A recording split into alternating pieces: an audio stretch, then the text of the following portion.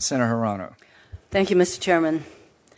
Mr. Barr, now the American people know that you are no different from Rudy Giuliani or Kellyanne Conway or any of the other people who sacrificed their once decent reputation for the grifter and liar who sits in the Oval Office. You once turned down a job offer from Donald Trump to represent him as his private attorney. At your confirmation hearing, you told Senator Feinstein that, quote, the job of Attorney General is not the same as representing, end quote, the president. So you know the difference, but you've chosen to be the president's lawyer and side with him over the interests of the American people. To start with, you should never have been involved in supervising the Robert Mueller investigation. You wrote a 19-page unsolicited memo, which you admit was not based on any facts, attacking the premise of half of the investigation. And you also should have insisted that Deputy Attorney General Rob Rosenstein recuse himself. He wasn't just a witness to some of the president's obstructive behavior. We now know he was in frequent personal contact with the president, a subject of the investigation. You should have left it to career officials. Then, once the report was delivered by the special counsel, you delayed its release for more than 2 weeks. You let the president's personal lawyers look at it before you even deigned to let Congress or the public see it.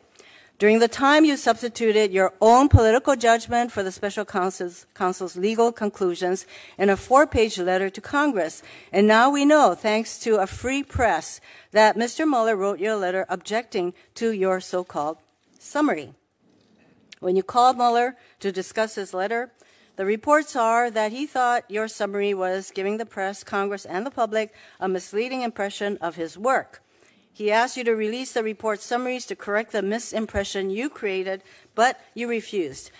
When you finally did decide to release the report over a congressional recess and on the eve of 2 major religious holidays, you called a press conference to once again try to clear Donald Trump before anyone had a chance to read the special counsel's report and come to their own conclusions.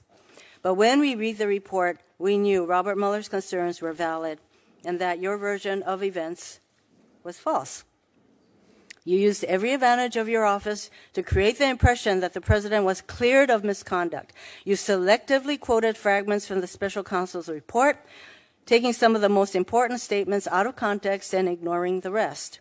You put the power and authority of the Office of the Attorney General and the Department of Justice behind a public relations effort to help Donald Trump protect himself. Finally, you lied to Congress. You told Representative Charlie Crist that you didn't know what objections Mueller's team might have to your March 24th so-called summary. You told Senator Chris Van Hollen that you didn't know if Bob Mueller supported your conclusions. But you knew. You lied. And now we know. A lot of respected nonpartisan legal experts and elected officials were surprised by your efforts to protect the president. But I wasn't surprised. You did exactly what I thought you'd do. It's why I voted against your confirmation. I expected you would try to protect the president, and indeed you did. In 1989, this isn't something you hadn't done before. In 1989, when you refused to show Congress an OLC opinion that led to the arrest of Manuel Noriega. In 1992, when you recommended pardons for the subjects of the Iran-Contra scandal. And last year, when you wrote the 19-page memo telling Donald Trump, as president, can't be guilty of obstruction of justice, and then didn't recuse yourself from the matter. From the beginning, you were addressing an audience of one, that person being Donald Trump. That's why, before the bombshell news of yesterday evening, 11 of my Senate colleagues and I called on the Department of Justice Inspector General and Office of Professional Responsibility to investigate the way you have handled the Mueller report. I wanted them to determine whether your actions complied with the department's policies and practices and whether you have demonstrated sufficient impartiality to continue to oversee the 14 other criminal matters that the special counsel referred to in other parts of the Department of Justice. But now, we know more about your deep involvement in trying to cover up for Donald Trump. Being Attorney General of the United States is a sacred trust. You have betrayed that trust. America deserves better. You should resign I have some questions for you. Is the White House exerting any influence on your decision whether to allow Special Counsel Mueller to testify in Congress and when? No.